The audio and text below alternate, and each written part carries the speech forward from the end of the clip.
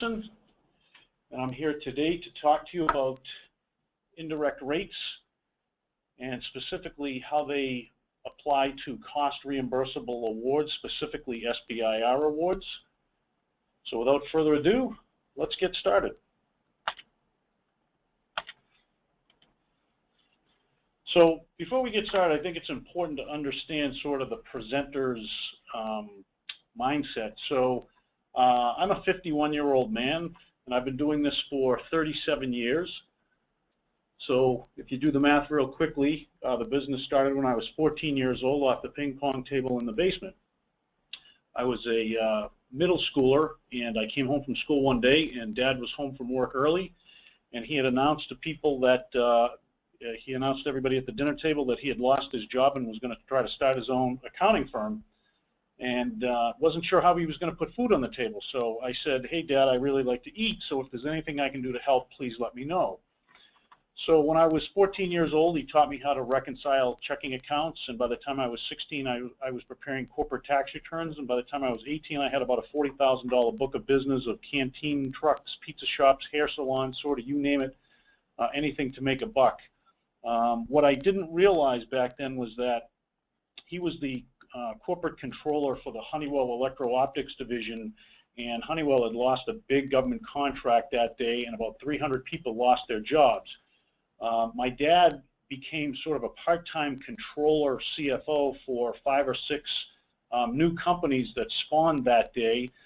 Several of the people who lost their jobs also started their own business. So not only was I understanding how to do corporate tax returns, but I was also understanding the nuances of government contracting, because a number of these scientists and engineers that had been laid off from Honeywell were very involved in the Strategic Defense Initiative, also known as Star Wars. So bought my dad out probably 10 or 15 years ago and have developed this into a practice that's solely focused on government contracting grant awardees. When we hire new account managers to work on our clients' accounts, they're typically CPAs with more than 10 years of experience, and it's a very humbling experience for them, because the first year they're here, they tend to walk around and not really understand the lingo. We say things like DCAA, ACO, we cite FAR clauses, and it's pretty humbling. And then in years 2 and 3, they really sort of gain an understanding of the issues that are relative to government contracting and granting. And then after probably about 3 years, we feel safe enough to let them get on a plane and go represent our clients when they get audited by the Defense Contract Audit Agency, which is the government agency that audits all government contractors. We currently have about 120 clients in 27 states. We work with all government agencies, all different types of awards, cost reimbursable awards.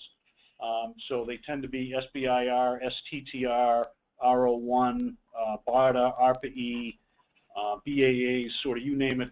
Cost reimbursable awards are what our firm is all about. And over the years, we've helped our clients procure, manage, and survive audit on more than $4 billion in government contract and grant awards. So we've been doing this for a while. So today's agenda, we're going to talk about the different types of accountants so that you understand that we're not all the same. We're going to talk about why Change 2 changes everything for an SBIR awardee. We're going to talk about indirect rate strategy. We're going to explain a concept known as the multiplier, which if you're an experienced DoD contractor, you know what the multiplier is. We're going to talk about what normal indirect rates look like. We're going to talk about what drives your indirect rates. We're going to talk about what indirect rate money is used for. And we're going to talk about whether you have a project or a business, and it's important to understand that every business goes through a business cycle, and in order to have a business, you have to have a successful project, and at some point, you have to understand when negotiating an indirect rate makes a lot of sense and when it's not worth your while. So let's start with a basic discussion of the different types of CPAs. So typically, if my wife and I were to go to a holiday party and I were to say to somebody, I'm a CPA, most of the time people assume, oh, you do tax work. I do tax work. The Internal Revenue Code governs what is and isn't tax deductible, and I'm not saying that it's not important to running a business, but it has absolutely no relevance to government contract and grant accounting. I sort of say it's analogous to Spanish. It's a language, but it's irrelevant to what we're going to talk about today. Now, in order to become a certified public accountant, I have to be proficient in generally accepted accounting principles, and that's almost, I sort of call that analogous to French. And French is the underlying rules and regulations that govern federal government contracting, but the federal acquisition regulations and cost accounting standards, this is really another language, let's call it Greek, and you're looking for somebody who speaks Greek to have that understanding of government accounting and auditing. So there really are different understandings, different levels of accountants. Our firm speaks all of these languages. Obviously, the reason that you're attending this webinar today is because we speak Greek, and we're going to talk to you a little bit about how the Federal Acquisition Reg applies to you.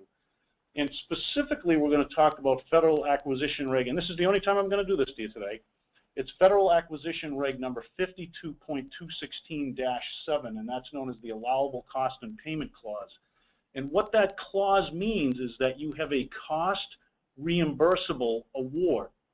So you're going to be reimbursed for your allowable costs as defined by the Federal Acquisition Regulations and the Cost Accounting Standards. And those awards are subject to government audit. Those audits occur from the Department of Defense, Army, Navy, Air Force, Department of Homeland Security, DARPA. Those awards are all audited by the Defense Contract Audit Agency, or DCAA. The NIH awards are audited through the Division of Financial Advisory Services out of Bethesda, Maryland. That's a topic for another webinar, but the whole reason I'm hoping that you're interested in today's webinar is that you are chasing cost reimbursable awards, and you need to understand, gee, what indirect rate should I write into this proposal, and how important is it? So one of the things that I want to make sure you come away with today is that indirect rates are the key to building your business. So if you get this right, you can use your government funding to help build your business. If you get this wrong, this is an invitation to automatically lose money. And we're going to talk about this at some length over the next 45 minutes or so.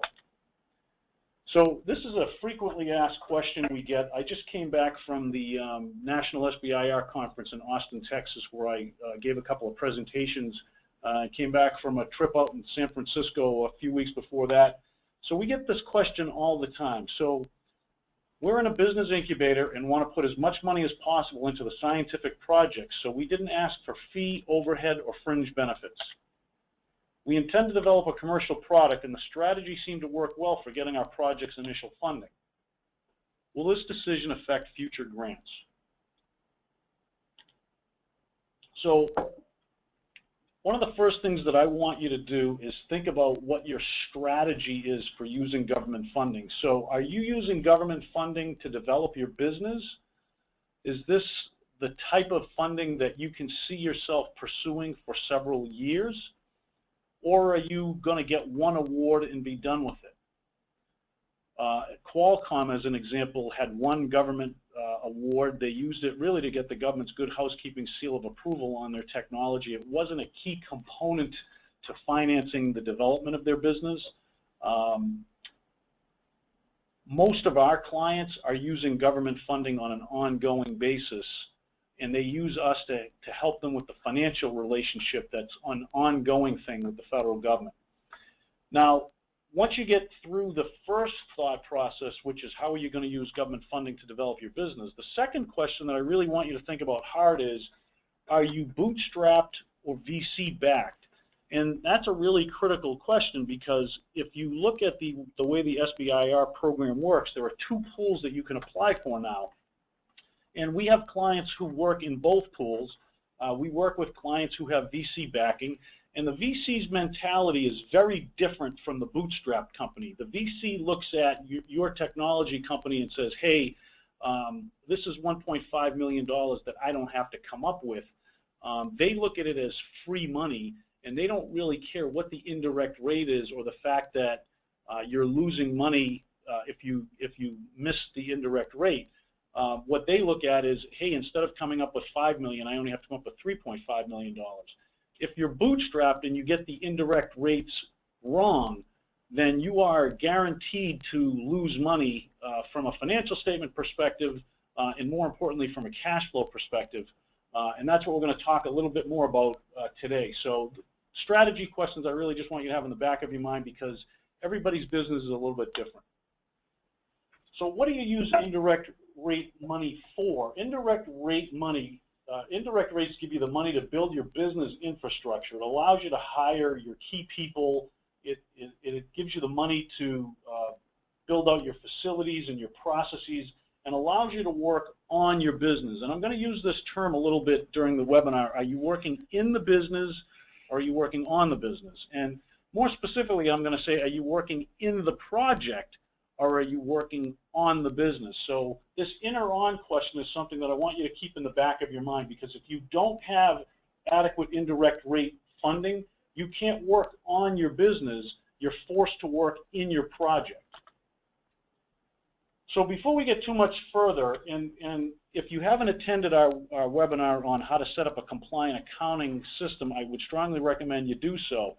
And the core of that presentation is that you need to be able to discriminate between a cost being a direct cost, an indirect cost, or an unallowable cost.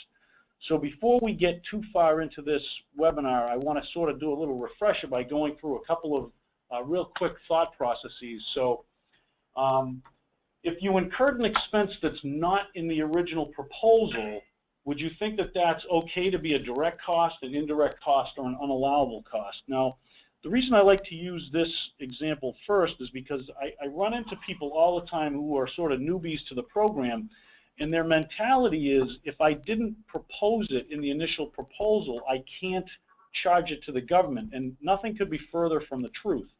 I have never, in 37 years and $4 billion worth of awards, seen anybody who had the perfection of foresight to actually budget exactly what was going to happen in real life months after they wrote the proposal and actually ran the project. So it is almost never, your reality is almost never what you proposed.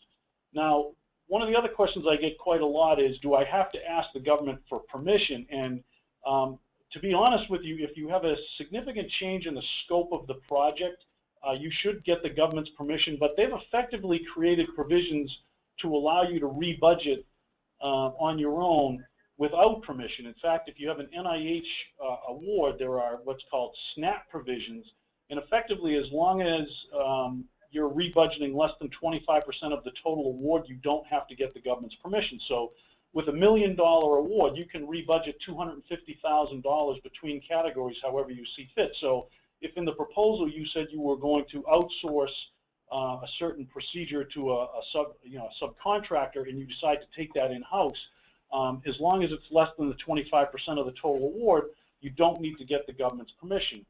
Now, the one exception to this rule is, if you do not negotiate your indirect rate with the government, you are not permitted to rebudget from one category into indirect expenses. So as an example, with NIH gives you this safe rate of 40%. So if you write an NIH Phase II proposal and use that 40% safe rate, and then your business starts to develop and you have indirect expenses greater than 40%, you may not use direct labor, direct materials, direct subcontractors, or any of your other money to offset those indirect expenses. So this is why it's so important to negotiate your indirect rate, and why it's so important to negotiate the right indirect rate. Now, the second example I've got up there is a lab jacket, and again, the thought that I'd like you to go through is this a direct expense, an indirect expense, or an unallowable expense? And most of the time, people think of a lab jacket. It's a, white jacket, maybe with your name on it, and it's used to protect your clothes. And usually a lab jacket is something that you would wear, and it would while you're working on all your various projects. So, typically, if it benefits the entire business, it's an indirect expense. So the reason I like to throw this example up there is, several years ago we did a talk for the Principal Investigators Association, and I got a call about a week later from a gentleman who asked me whether a lab jacket was a direct or an indirect expense. And when I asked him why he was asking the question, he said, well, we do this one particular bovine experiment, and every time we do it, we destroy our lab jackets. And for those of you who don't know what a bovine is cattle. So if you can imagine, they're destroying cattle, and it's destroying their lab jackets. So for this one particular experiment, they are going through a lot of lab jackets. And I said, oh, that's the very definition of a direct expense. If it weren't for this project, I wouldn't have had this expense. So part of the reason I like to point this out is there is no right or wrong answer for whether something is direct or indirect. It's always case-by-case specific. So, you know, without actually understanding your business, it's really impossible for me to give you guidance about whether something is direct, indirect, or unallowable. I need to understand the business you're in and sort of what you're about. But it really sort of goes to the fact that there are no one right answer. A lot of times there can be several answers. Now, the next three up there, medical and dental insurance, vacation, holiday, and sick paid time off, company contributions to retirement plans, these are really all allowable expenses, and they're typically indirect because they're benefits provided to employees, and employees work on all projects. But one of the things that I really like to point out here, again, is the individualized nature of these expenses. So what's reasonable for a company in Sunnyvale, California may not be reasonable for a company in Huntsville, Alabama. As an example, you know, you have to sort of look at the local the local market pressures. So as an example, if you're out in Silicon Valley, you're competing with Google and Facebook for employees, and Google is picking them up in a bus, driving them to work, feeding them, taking care of their dry cleaning, and driving them home. So that's the environment that you're competing against. And I don't know of any employers in Huntsville, Alabama who are doing that. So you have to take into consideration sort of the market that you're in. And obviously people aren't going to try to spend more money than they need to, but what's reasonable for one company may not be reasonable for another, and that's really the thing that I want to point out here. Now, rent. Now, typically, you know, you think about rent, you have a facility and all your projects are going on in that facility. We have a number of clients who have special facilities and multiple buildings. And some of those buildings are used by all of their projects, and some of those buildings only benefit certain projects. So typically rent is an indirect expense, but you may set up special facilities and charge it off in a separate cost pool. But one of the things that I want to point out here is typically your rent is a very large expense, and it's one of the bigger commitments that you tend to make. You know, a lot of landlords, to give you a decent rate, they want a 3 or 5 year commitment. And a lot of times our clients have very specialized needs, and in some occasions it's very expensive to build out what their facility needs are. So they wind up buying the building themselves. So it's assumed that a transaction takes place at an arm's length and is therefore at fair market value. But if you're renting from yourself, that's not the case. So there are special calculations that the federal acquisition rates require you to go through. Accountants and lawyers. Now, typically accountants who are working on your business are an allowable cost. Whether you're a tax accountant, whether I'm helping you with GAAP, or whether I'm helping you with government contract or grant accounting, that's an allowable indirect expense. If I'm working on your personal tax return, that is not an allowable expense. Now, lawyers are a little bit different because lawyers do a number of different things. So as an example, a lawyer may help you write your employee manual, which is a perfectly normal, reasonable business expense. Or they may help you put together a subcontract, or they may help you with your lease. Those are perfectly normal indirect expenses. Now, the reason I like to use raising VC money as another example, so let's pretend that you go out and raise $3 million and you incur tens of thousands of dollars worth of legal expenses pulling together sort of the accredited investor documents and all the things that you're going to need to raise money. The government doesn't derive any benefit from a change in your business's ownership. So the cost of the lawyer to help you raise money from VCs is not allowable. So what I really want you to get out of this thought process is there should be some benefit to the government. So a change in ownership doesn't do anything for the government. They don't really see any benefit. Therefore, it's an unallowable expense. H-1B visa cost. This is kind of an interesting situation I like to raise. So the SBIR program is one of these made in America, by Americans, for Americans, and the whole goal is to hire Americans here. But let's pretend that you're a software company and you need really specialized programming skills, and you've exhausted all of your ability to hire Americans, and you find this Russian programmer, and you pay your lawyer, $3,000 or $4,000 to sponsor this Russian programmer to come over to the United States and work for your company. That's an allowable cost. It benefits the government. I'm not going to get too much into the Buy America Act here, but there is a definite value to the government to having the benefit of this person's skills. And again, I'm assuming that he's working on multiple projects, therefore he's an indirect expense. Now, patent costs are kind of a unique and sort of frustrating expense. And the reason that I say frustrating is because you would think it would be clear. In 1980, Senator Bob Dole and Evan Bayh created the Bayh-Dole Act, and it talked about government contractor and grantee rights to intellectual property developed under government-funded programs. And it was really very clear. It talked about government march-in rights, et cetera.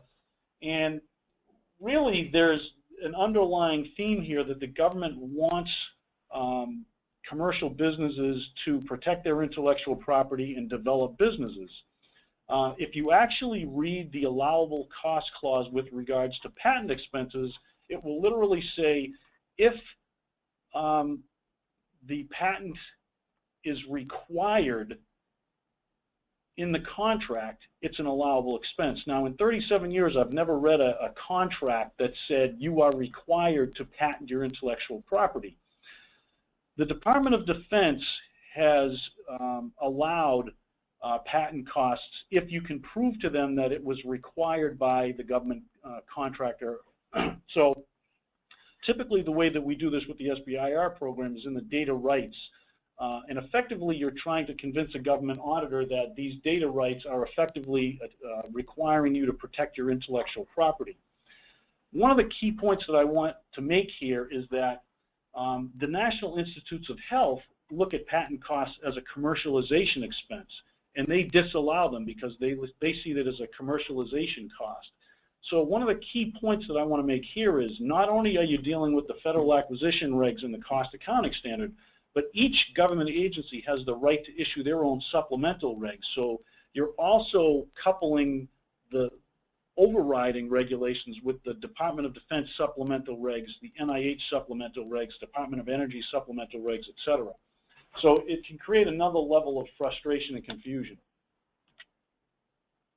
So let's now that we've got a little bit of a better thought process going as to whether something is direct or indirect, let's start talking about indirect rates. Now, this 98.83% figure that you see here is an unscientific poll, but when we bring new clients into our firm, what we're finding is that 98.3% of them are dramatically underestimating what their real indirect costs are and what their real indirect rate structure looks like.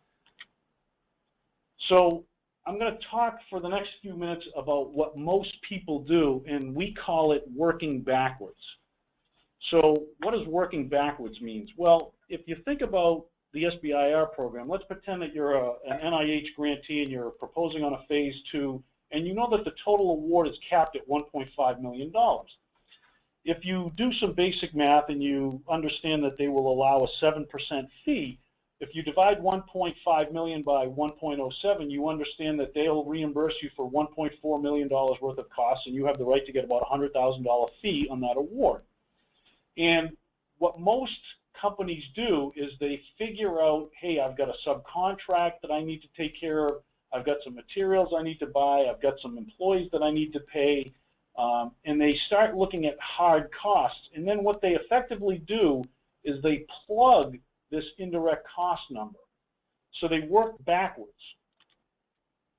Now, what I want to make sure that you understand is a big picture thought process known as the multiplier, and I'm about to show you why working backwards is dangerous. So what the multiplier is effectively for every dollar that you pay for direct labor, what do you ultimately charge the federal government? So what is a dollar of direct labor? So let's pretend that an employee makes $80,000 a year and there's 2,000 hours in a year.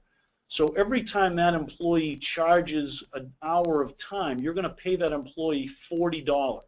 And in this situation here, you would charge the government $40 times 2.68 because you're going to add 100% for his overhead costs and 25% for his G&A costs and 7% for his fee.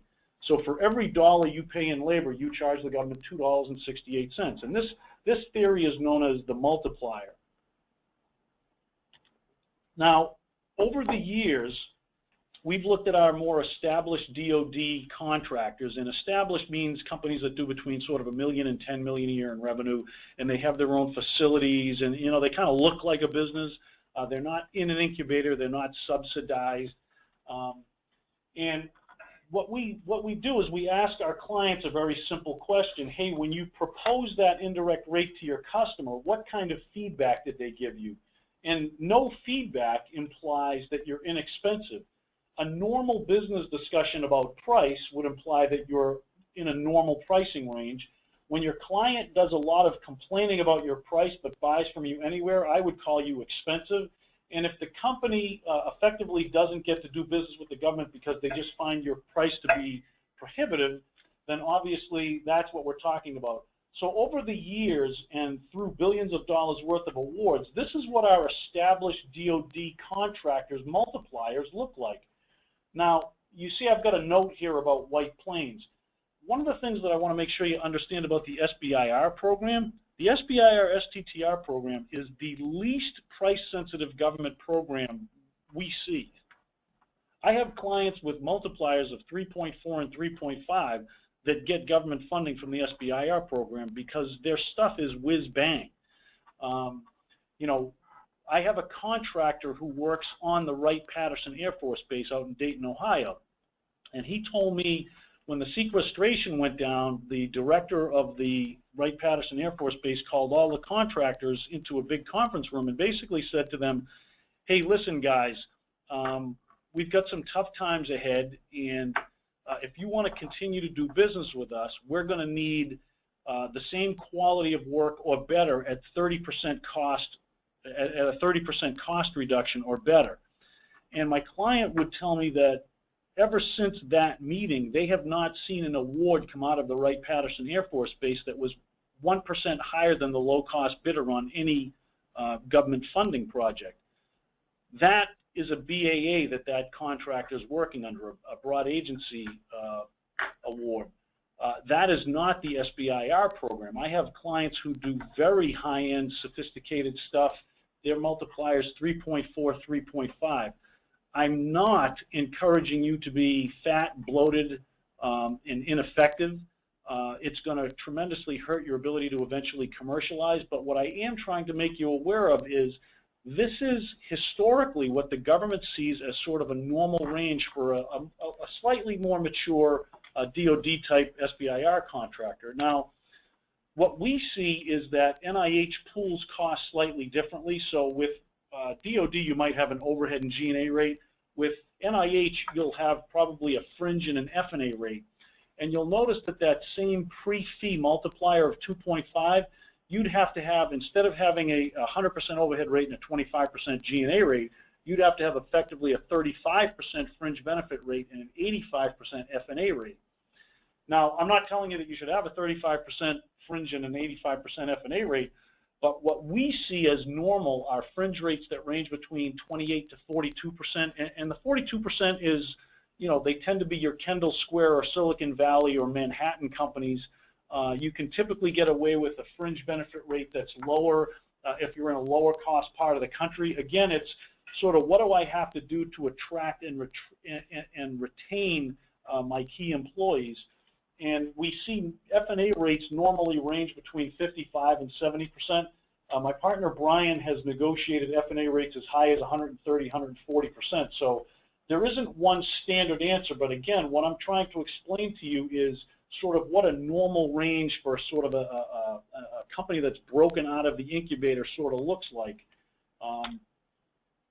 So let's take a step back for a minute and actually project an indirect rate. And I'm going to show you how easy it is to do this. So if you work with us and you say, hey, Ed, we want to, we're writing a phase 2 proposal, and we want to make sure that we get this right, we would send you this indirect rate projection template. And first of all, we would establish which type of indirect rate structure you need to have. There's typically 4 structures.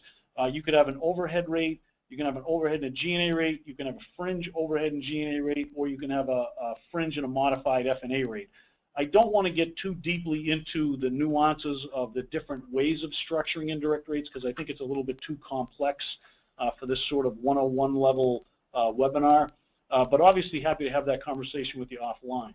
So in this example here, we've got an NIH grantee that's proposing on a phase 2 SBIR, and what we would effectively do is send you this indirect rate projection template, and you'll see it's an Excel spreadsheet and there's 3 tabs. There's a labor input screen where you enter your employees, their salary, and what percentage of their time they're going to spend on direct and indirect activities.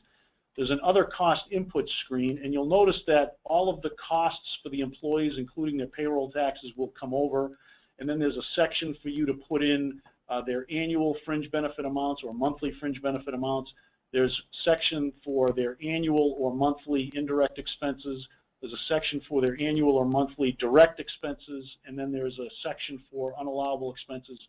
And we really like to throw this in because, you know, if you sort of toggle over these, you can sort of see why things are unallowable. Obviously, interest is specifically unallowable. Alcoholic beverages are specifically unallowable, but some things aren't that intuitive. And again, one of the things I want to make sure that you understand is you should have one indirect rate structure, and you should be using that indirect rate structure on all of your proposals. So if we agree that you should have a fringe and a modified F&A rate, that rate that we develop should be the rate that you use on all of your proposals. You should not be attempting to figure out, if I reinterpret this into DOD lingo and use the government's format, that is not what we want you to do. We want you to come up with your best indirect rate projection you can and use it on all your government proposals. And again, if you work with us in the indirect rate projection, we will work you through the cost portion of that proposal to make sure that you don't make any key mistakes. One of the other key things I want to point out to here is these are all of the expenses that you're expecting to incur on your entire business for the year. So this would be all of the direct materials for all the projects you're working on. These are all of these consultants for all of the projects.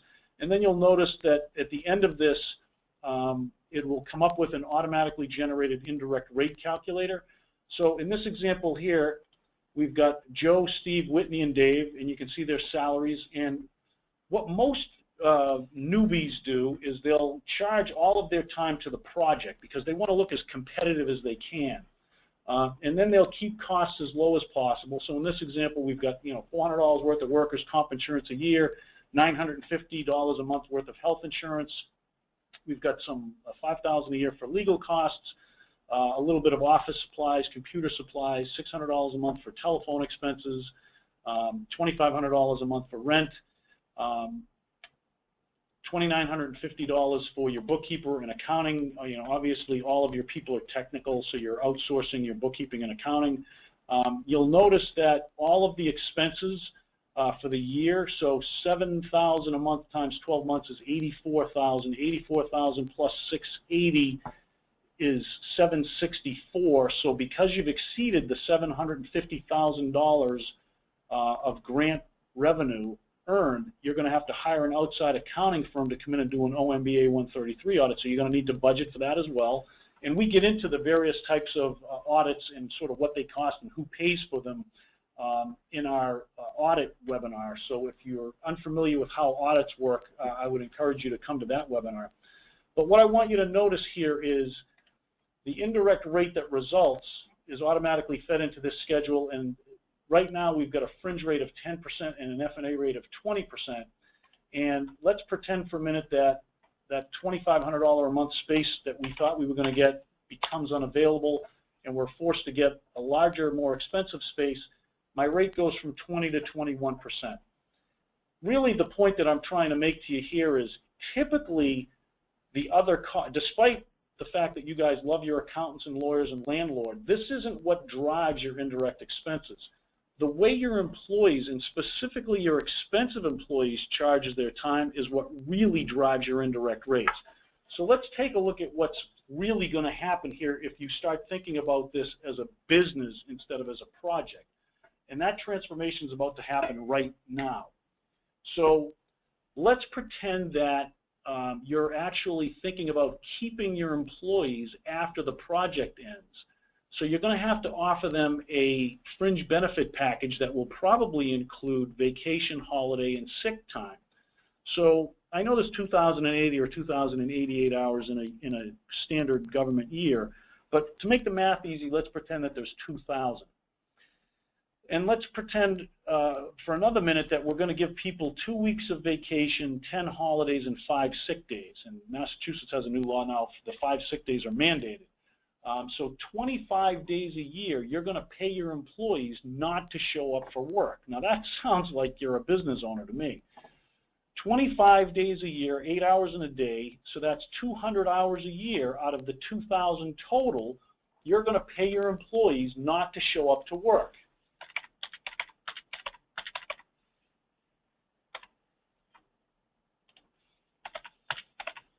And let's think for a minute, if you want the business to continue to go on and you're going to have to start to really diversify your revenue stream, write more proposals, start to partner with other prime contractors. Typically the people who are going to do those sorts of activities are the more expensive people. You know, you're not going to delegate that sort of thing to a technician. So typically in a small 4-person firm, this is what a labor distribution more commonly looks like, where your expensive people are spending some time on the business and some time in the project. And the less expensive technical people tend to be really dedicated to working in the project. Now, all I didn't change how I spent the money, I just changed how I charged the money. And you'll notice that the indirect rate goes from 21% to 58%. And all I did was offer vacation, holiday, and sick time, and my fringe rate jumped from 10% to 22%. And if I actually have a couple of employees that are going to require medical and dental insurance, you'll notice this can climb pretty quickly. So the key takeaway that I want you to have here is that what drives your indirect expenses tends to be how your key people charge their time. So really that's the key takeaway. And so if you want your people working on the business instead of in the business, you have to project that in your indirect rate, or you're going to create a culture where you're basically encouraging people to work on one thing and charge their time to another. And if you haven't been to our What It Takes to Have a Compliant Accounting System webinar, I would strongly recommend that you attend that. You know, we've got a number of cases where there are whistleblowers and there are surprise government floor check audits and things of that nature. It's typically an extraordinarily bad idea to ask an employee to work on something and charge something other than what they're working on. So if you want people working in the business, working on the business instead of in the business, you're going to have to project for that. So let's go back to that budget that we looked at about 10 minutes ago and see, based on how most people work, which is working backwards in plugging the indirect costs, you'll notice in this example here, that's effectively a 16.7% F&A rate and a 17.6% fringe rate and a multiplier of 1.37. So in NIH language, they would basically say to you, hey, you can have a 16.7% F&A rate. We're not going to negotiate with you. And if you have $1 of indirect expenses more than what you've proposed here in the budget, you're going to eat that out of your fee. Once your fee is gone, you're going to start taking it out of all sorts of other pockets. So the point that I'm really trying to make is that indirect rates that are too low create automatic cash flow problems and project cost losses proportional to the degree of the miss. So if you're bootstrapped, what do you think happens?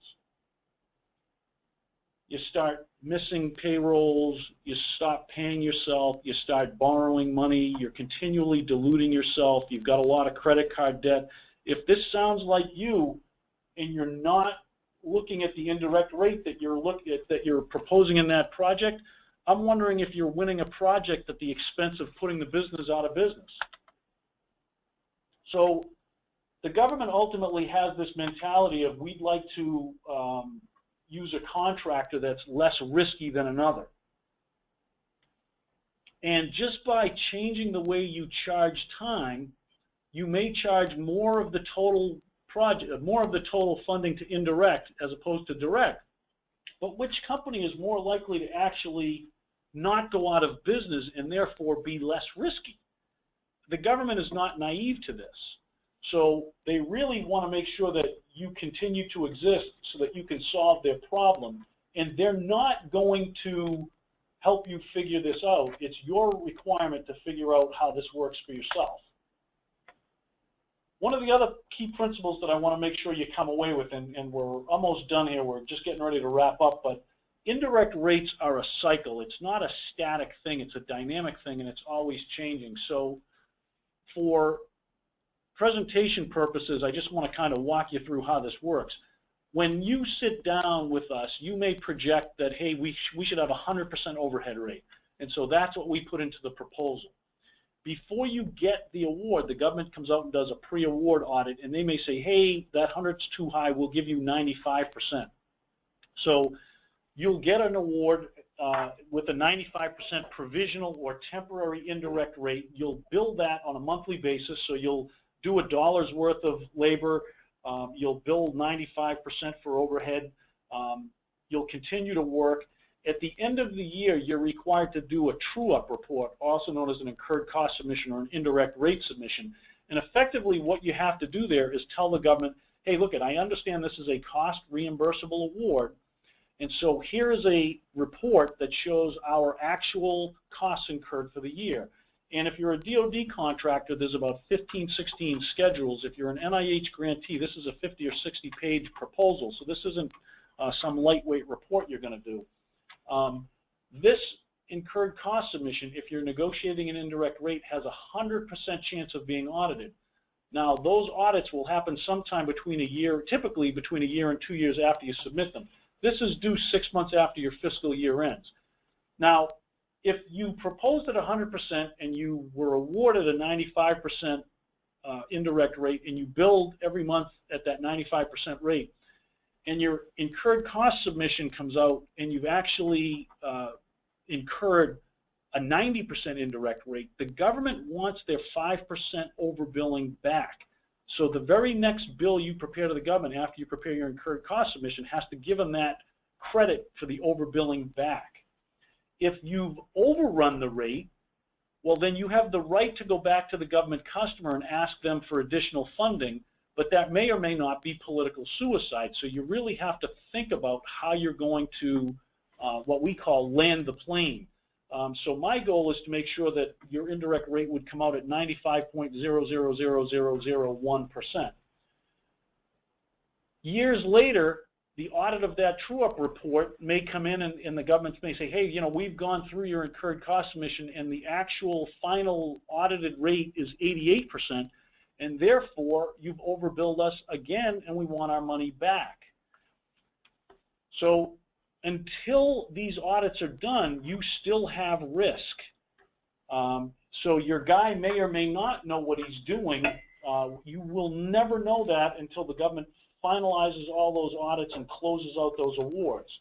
And finally, every year you're required to project a new indirect rate and report that to the government and negotiate. So if anything structural has changed in your business, it's up to you to basically go into the government and say, hey, we've got a new facility and a larger, newer team. Our indirect rates have gone from 100% to 120%, and therefore we'd like to increase the rate that we use to bill the government, and we're going to change the rate that we use to propose on all of our future government funding awards. So once a year, this is another step that you have to go through to make sure that you stay out of trouble and you stay cash flow positive. So in summary, if you project an indirect rate that's too low, you're going to have automatic cash flow problems and losses on your projects. And if you're bootstrapped or lightly capitalized, it's going to restrict the growth of your business, dig yourself in a financial hole, or commit unintentional fraud. Now, what's unintentional fraud? It's a term that I use to try to keep people awake. If you work with the Department of Defense, you're going to do a month's worth of work, you're going to submit a bill, probably using the WAWF billing system, Wide Area Workflow Billing System, and you'll wait for 15 or 20 days to get paid. With the NIH, you will get your $1.5 million award pumped into the payment management system, which is effectively your money sitting in a cloud, and they'll give you a user login name and password, and you effectively type, yeah, I need $27,322, and that money shows up in your bank account the next day. So if you don't negotiate an award and you don't know that your indirect rate is capped and you're using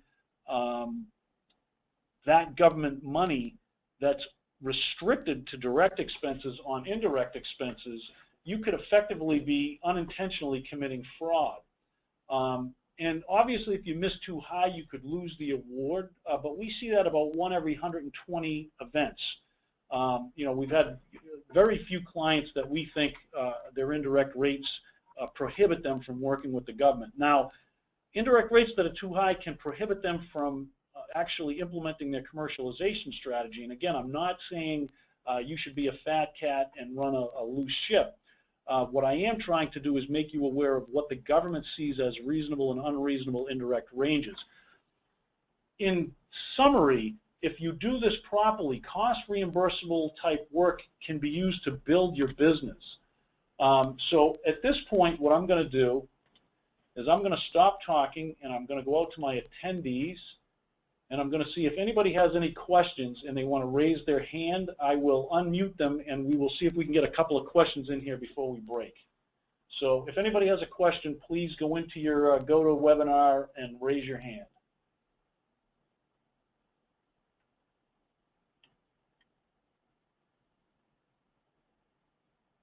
I don't see anybody with their hand up yet, so does that mean I did a great job? Come on, somebody's got to have a question. All right, James. Let's unmute James. Hi, James. Hi. Sorry I came in late. I wondered if the slides would be made available. The slides are absolutely available. I will ask, if you want a copy of the slides, do me a favor, reach out to Katie, K-A-T-I-E, at jamiesoncpa.com, and she will send them over to you. I probably should have pushed them out into the attendees. I have the ability to do that, but didn't do that, didn't have the foresight to do that. So we will get those out to you, James. I appreciate that call. Okay, thank you. Other questions? Anyone? Let's go to Dustin. Dustin, are you there? Yeah, can you hear me? Hi, how are you?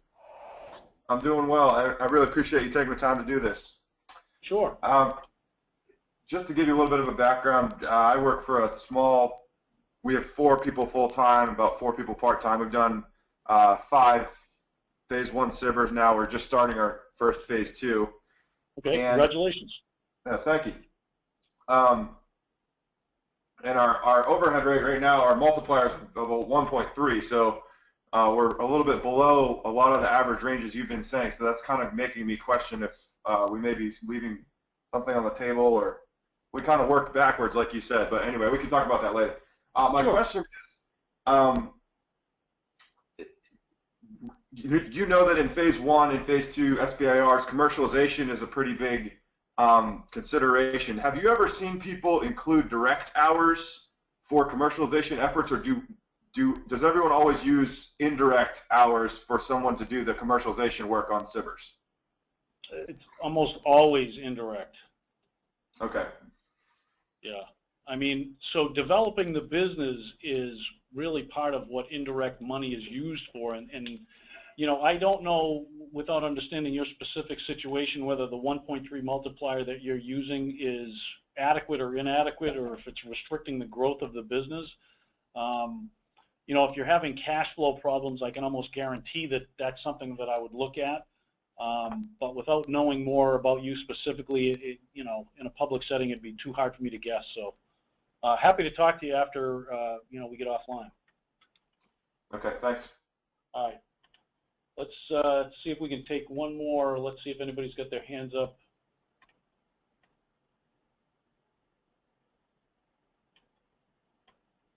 How about Francis? Francis, are you there? Hi, is there a way to modify QuickBooks to be DCAA compliant? Is there a way to modify QuickBooks to be DCAA compliant? QuickBooks, and this is a little bit off topic, I appreciate the question, Francis. QuickBooks is a $300 software program. Deltek is a government contract compliant accounting system. Their cost point system is about $300,000 or $400,000. Uninet has a nice compliant accounting system. It can be somewhere between $10,000 and $20,000 a year. So what happens with a $300 software program like QuickBooks is there are ways to set it up to be compliant, but you're effectively running Excel spreadsheets to do the job cost reporting on the side. And we actually have something called a Phase I survival kit where we effectively show you how to do that. We set up your accounting system in QuickBooks to be FAR compliant. We show you how to do these sort of add-on schedules that you're going to need that QuickBooks just won't do. And we give you some training. So if you're interested in that, I'm going to go to my close, I guess, because Francis has just made it very easy for me to do that. So basically what we do at Jamison & Company, we can help you with your indirect cost rate development. We will negotiate with the federal government on your behalf. We can help you set up your accounting system, give you training, and give you some periodic oversight. We can help you prepare those annual incurred cost submissions and represent you during those government audits. If you're not sure whether your accounting system is compliant or not, we have a $495 risk and compliance analysis. And if you're interested, obviously that comes with a money-back guarantee. If you know we can help, we're here to help. If we can't help, we're not here to take your $495. If you know your accounting system is not compliant, we have a Phase I survival kit, so I would ask you to reach out to Petra Conboy, who can sort of help walk you through sort of what it takes to have a compliant accounting system.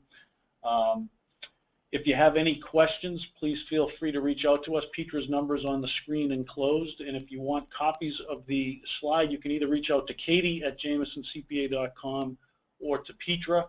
I see it's 3 o'clock, so I'm going to wrap it up. I appreciate everyone coming out today, and wish you a great afternoon. Thank you.